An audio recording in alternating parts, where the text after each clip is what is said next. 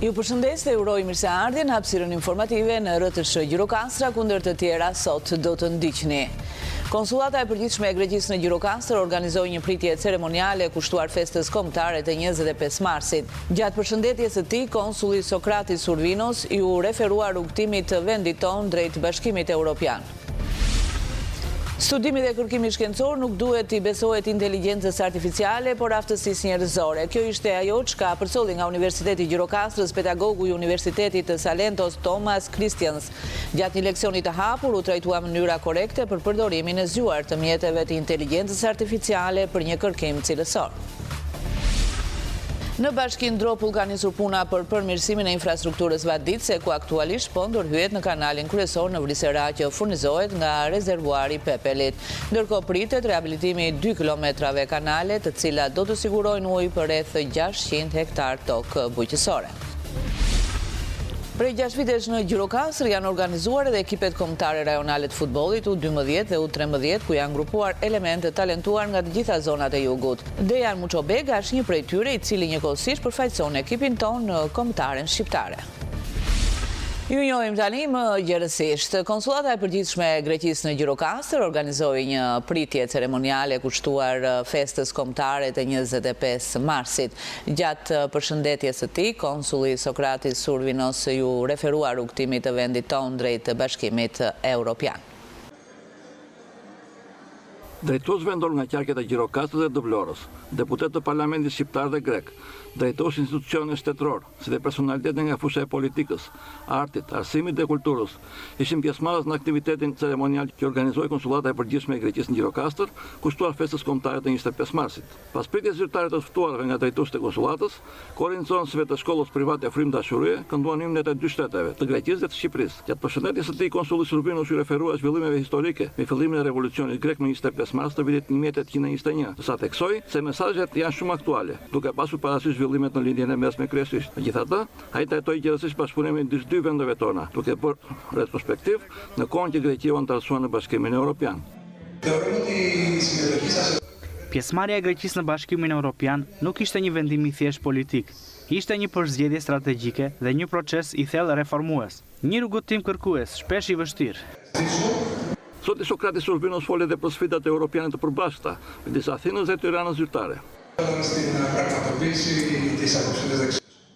Evropa nuk i përket vetëm Greqisë, tashmë ajo i përket drejt për drejt edhe Shqipërisë. Greqia mbështet në mënyrë të qëndrueshme perspektivën europiane të Shqipërisë mike. E dim që rruga drejt Brukselit nuk është e lehtë, kërkon reforma, kërkon qëndrueshmëri, kërkon këmbgulje.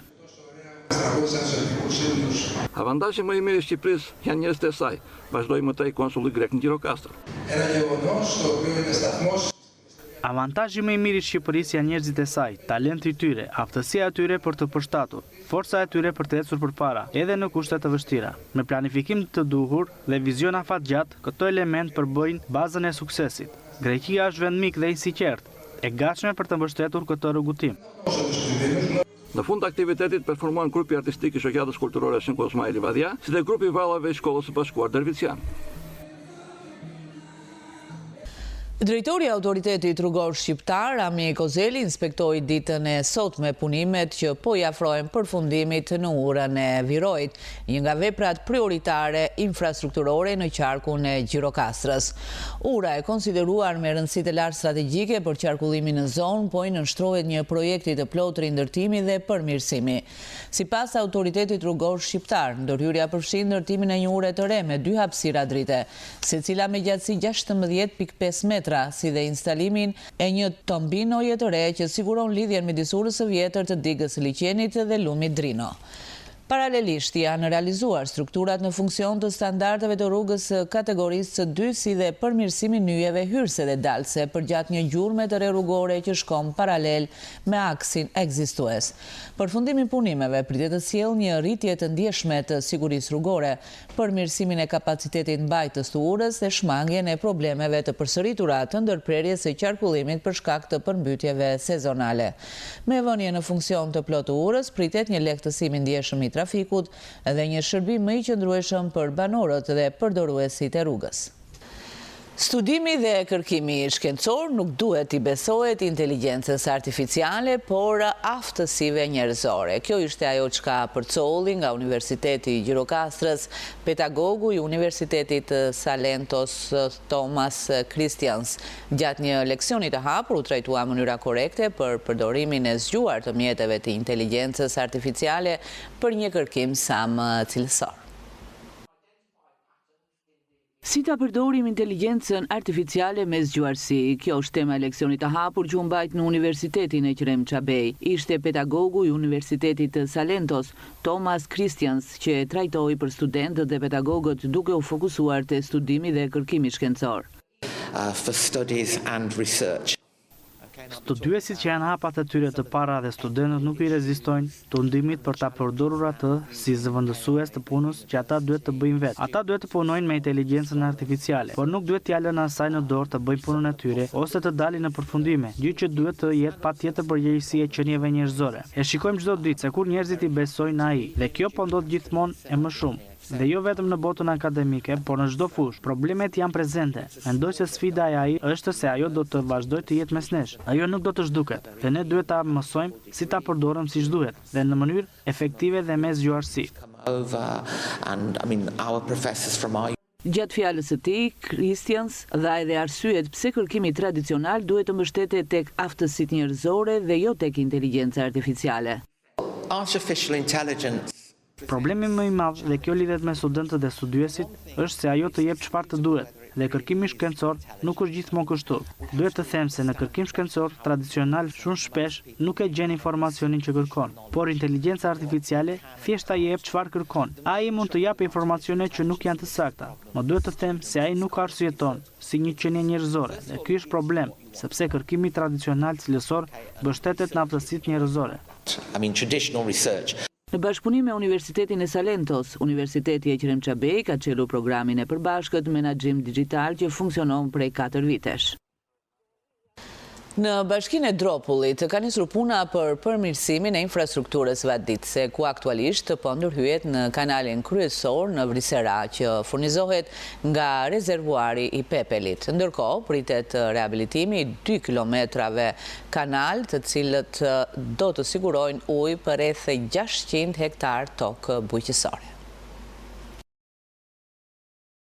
Në bashkinë Dropull ka nisur puna për përmirësimin e infrastrukturës së kanaleve vaditëse. Aktualisht po punohet për pastrimin e kanalit kryesor vaditës në Vrisera, I cili furnizohet nga rezervuari I Pepelit. Në këtë bashki janë rreth 18 rezervuar, por ai I Pepelit është ndër më të mëdhenjt. Parashikohet ndërhyrje për përmirësimin e digës së tij, me synim rritjen e kapacitetit ujëmbajtës. Gjatë kësaj periudhe, në bashkinë Dropull, aktualisht punohet në disa fronte për të përmirësuar gjendjen dhe për të shërbyer sa më mirë komunitetit të bashkisë. Kështu që në bujqësi, aktualisht po punohet në pastrimin e kanaleve vaditëse, meqenëse afron avash avash edhe periudha e vaditjes së kulturave të mbjella për periudhën e verës, sidomos të misrit dhe të jonshës. Bashkia Dropull I shërben gjithmonë dhe më mirë njerëzve të cilët frekuentojnë që të mbjellin nga këto kultura në fushat e Dropullit. Aktualisht po punojmë dhe po punohet nga firma fituese e tenderit për pastrimin e kanalit vaditës kryesor në Vrisera, që del nga rezervuari I Pepelit. Bashkia Dropull ka disa rezervuar, 18 rezervuar, të cilët ndër më të mëdhenjt është rezervuari I Pepelit, që u shërben një numri të madh kultivuesësh të bimëve bujqësor. Ndërhyrja do të kryhet në rreth 2 kilometër kanale kulluese dhe vaditëse, të cilat do të shërbejnë rreth 600 hektarëve tokë bujqësore, të mbjella kryesisht me misër dhe jonç. Janë planifikuar në vijë linearit rreth 2 kilometër kanale kulluese dhe vaditëse, që do të shërbejnë pak a shumë për një rreth 600 hektarë të mbjella me misër dhe me jonç. Rehabilitimi I infrastrukturës vaditëse pritet të japi një ndikim të drejt për drejt në rritjen e prodhimit bujqësor, ndërsa fushat e Dropullit, të njohura për pjellorinë dhe traditën bujqësore, do të kenë më shumë mundësi të shfrytëzohen në maksimum nga fermerët e zonës. Procesi i aplikimeve për shfrytëzimin e kullotave gjatë sezonit veror ka nisur në Bashkinë e Memaliajt. Blegtorët e zonës po paraqesin dokumentacionin përkatës pranë bashkisë, ndërsa pjesa më e madhe e kërkesave lidhet me vazhdimin e kontratave ekzistuese për përdorimin e kullotave. Autoritetet vendore bëjnë me dije se deri tani janë paraqitur rreth 18 aplikime nga fermerët. Në Bashkinë e Memaliajt ka nisur procesi dorëzimit të kërkesave nga ana e blegtorëve për shfrytëzimin e kullotave verore. Sipas të dhënave nga bashkia, pjesa më e madhe e aplikimeve lidhet me rinovimin e kontratave ekzistuese për përdorimin e kullotave. Deri më tani janë dorëzuar rreth 18 kërkesa nga blegtorët e zonës. Kjo bashki ka një sipërfaqe prej rreth 100 hektar me kullota verore. Kullotat verore në Bashkinë e Memaliajt ne kemi, do thënë si bashki, një sipërfaqe të konsiderueshme, cilët është për në përgjithësi në zonën e Marisaj, Arza, Kashishti, kemi 18 kontratët që neve lidhin. Tani ka filluar përgatitja për të lidhjen e kontratët me blegtorët. Dhe këto bëhen, do thënë, edhe me të shnuar, do thënë që duhet kenë kujdes nga zjarën atëra. Këtor vinë bëjnë kërkesën në bashki, do thënë që unë duhet të kam kaq kret dhe duhet marrë këtë kullot në filan vend. Dhe ne bëjmë gati leta. Në territorin e bashkisë së Memaliajt numërohen rreth 10.000 krerë bagëti të imta. Ruajtjen e mbajtja e kapacitetit sa e përmarr kullota, jo më shumë se për shumë pajzëm se është 1.000 krerë dhe nuk do të çojë 1.500 krerë a 1.800 krerë. Do të thënë numri i krerëve sa mban kullota do të çojë në parcelë. Nuk kemi patur probleme dhe një nga kushtet më kryesore që ka në kontratë është ruajtja e parcelës që merr nga zjarri. Fermerët që për arsye të ndryshme nuk do të mund të dorëzojnë dokumentacionin e nevojshëm në kohë, autoritetet vendore do të hapin edhe një fazë të dytë aplikimi. Drejtoria vendore e policisë Gjirokastër finalizon si rezultat të një hetimi një mujor operacionin e koduar The End. 26 vjeçari me inicialet LM arestohet pasi kishte mashtruar mbi 35 biznese dhe subjekte tregtare në qytete të ndryshme, duke u prezantuar si punonjës i IKMT-s, akuzë, tatim taksave e të tjerë. Operacioni u finalizua nga seksioni për hetimin e krimeve ekonomiko-financiare në drejtimin e prokurorisë pranë gjykatës së shkallës së parë të jurisdiksionit të përgjithshëm Gjirokastër. Si rezultati i një hetimi të kryer me metoda proaktive në koordinim me prokurorin e Gjirokastrës për dokumentimin e veprimtarisë kriminale të një shtetasi, i cili mashtronte biznese dhe subjekte tregtare duke u paraqitur si punonjës i IKMT-s, akuzë, tatim taksave të tjerë, specialistët e seksionit për hetimin e krimeve ekonomiko-financiare, në bashkëpunim me sektorin operacional të Drejtorisë Vendore të Policisë Gjirokastër dhe me Komisariatin e Policisë Sarandë, finalizuan operacionin e koduar The End. Gjatë këtij operacioni u kap në flagrancë në qytetin e Sarandës, duke marrë nëpërmjet mashtrimit një shumë prej 56.000 lekë të reja nga një shtetas dhe u vënë në prang nga shtetasi LM, 26 vjeç, banues në Sarandë. Nga hetimet e kryera është dokumentuar se shtetasi LM ka mashtruar me qëllim përvetësimin e shumave të parave 35 biznese dhe subjekte tregtare në qytete të ndryshme, si në Gjirokastër, Tepelem, Përmet, Vlorë, Himar, Orikum, Fier, Berat e të tjerë, ku për çdo rast përfitonte shuma nga 200 deri në 600 euro. Vijon hetimi me qëllim dokumentimin ligjor të kësaj veprimtarie. Drejtoria Vendore e Policisë Gjirokastër falënderon drejtuesit e IKMT-s dhe qytetarët për bashkëpunimin dhe denoncimin e këtij rasti të mashtrimit, që çoi në dokumentimin e të gjitha rasteve dhe arrestimin në flagrancë të këtij shtetasi, si dhe i inkurajon qytetarët të vijojnë të denoncojnë çdo rast të paligjshmërisë me garancinë e një reagimi të shpejtë, të paanshëm dhe në përputhje me ligjin. Materialet procedurale ju referuan prokurorisë së Gjirokastrës për veprime të mëtejshme. Prej 6 vitesh në Gjirokastër janë organizuar edhe ekipet kombëtare rajonale të futbollit U12 dhe U13, ku janë grupuar elementë talentuar nga të gjitha zonat e jugut. Dejan Muçobega është një prej tyre, i cili njëkohësisht përfaqëson ekipin tonë në kombëtaren shqiptare. Kombëtarët rajonale të Gjirokastrës po funksionojnë prej 6 vitesh, ku zhvillojnë rregullisht stërvitje në drejtimin e trajnerëve Neritan Novi e Lorenz Risti. Mes lojtarëve të aktivizuar në 2 ekipet, U12 dhe U13, është edhe Dejan Muçobega, i cili ndryshe nga bashkëmoshëtarët e vet është pjesë e kombëtares së Shqipërisë. Kam 6 vjetë që luaj futboll dhe kam nisur kur kam qenë i vogël, duke parë episode në televizor të futbollit, edhe më ka pëlqyer loja e quajtur futboll. Kam pasur dëshirë që të futem. Ishte një ekip i quajtur në Gjirokastër Luftëtari, aty kam bërë shumë stërvitje me trajnera të ndryshëm, sot jam këtu ku jam. Kanë shkuar ndeshjet që keni bërë?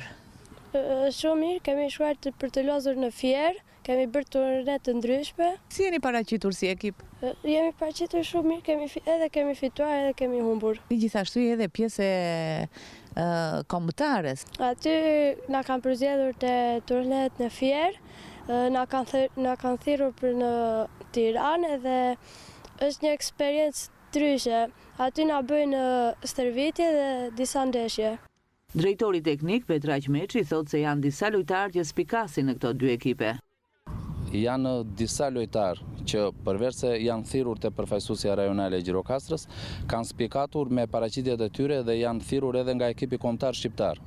Një lojtar i datëlindjes 2014 dhe 2 lojtarë të datëlindjes 2013 që janë në vëzhgim të vazhdueshëm nga sektori teknik i pranë Federatës Shqiptare të Futbollit dhe që shumë shpejt besoj se edhe ata do thirren për provat e radhës që ata, kurse lojtari i datëlindjes 2014 është pjesë e ekipit kombëtar shqiptar. Shoqata rajonale e futbollit Gjirokastër vijon rregullisht seancat stërvitore një herë në javë në fushën e vjetër të sportit, ndërkohë që po përgatitet për turneun e 2 të sezonit, ku i presin 3 takime secilën prej skuadrave U12 dhe U13. Këtë të diel do të ndodhe dhe ndryshimi i orës për kalimin në orën verore. Në orën 02:00 të mëngjesit, akrepat do të shkojnë në 03 duke na hequr një orë gjumë, por duke sjell kështu edhe më shumë dritë natyrale gjatë ditës. Ky ndryshim zbatohet në të gjitha vendet e Bashkimit Evropian sipas rregullave të unifikuara për orën vendore dhe dimërore. Ora verore do të qëndrojë në fuqi deri të dielën e fundit të tetorit, që është 25 tetor 2026, kur do të rikthehemi sërish në orën dimërore. Ora verore fillon gjithmonë të dielën e fundit të muajit mars. Ora dimërore rikthehet të dielën e fundit të tetorit. Meqense ditët e javës ndryshojnë çdo vit në kalendar, edhe data konkrete e së dielës së fundit të marsit ndryshon. Në vitin 2025 ndryshimi ndodhi më 30 mars. Qëllimi i kësaj praktike është kursimi i energjisë dhe shfrytëzimi maksimal i dritës natyrale gjatë muajve më të ngrohtë. Edhe pse aplikohet prej dekadash në Europë, kohët e fundit nuk kanë munguar debatet për heqjen e saj.